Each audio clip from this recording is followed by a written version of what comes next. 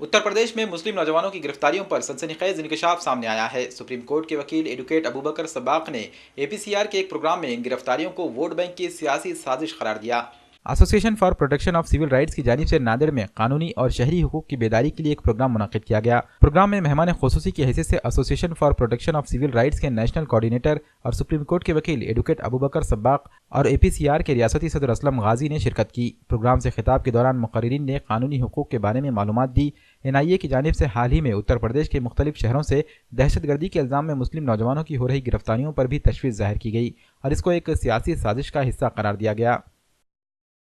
تو APCR کی یہ کوشش رہی ہے پہلے دن سے، اور اسی کوشش کا ہی حصہ آج کا پروگرام اور کل کا پروگرام، اور ہر مہینے پورے ہندوستان میں ہونے والے 50 پروگرام کا مقصد یہ ہوتا ہے کہ لوگوں میں قانونی بیداری، ان کے حقوق کے متعلق بیداری، اور اس بیداری کے وہ پیدا کر کے ان کو ٹرینڈ کر کے سوشل اسپیکٹ سے، لیگل اسپیکٹ سے ان کو اتنا مضبوط کر دیا جائے کہ وہ اپنے حقوق کو خود پروٹیکٹ کر سکیں، کسی بھی طرح کے حادثے میں خود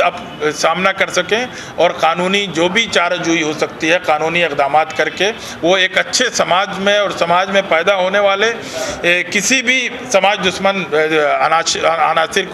کا سامنا کر سکیں اور اس کو ابھرنے سے روک سکیں۔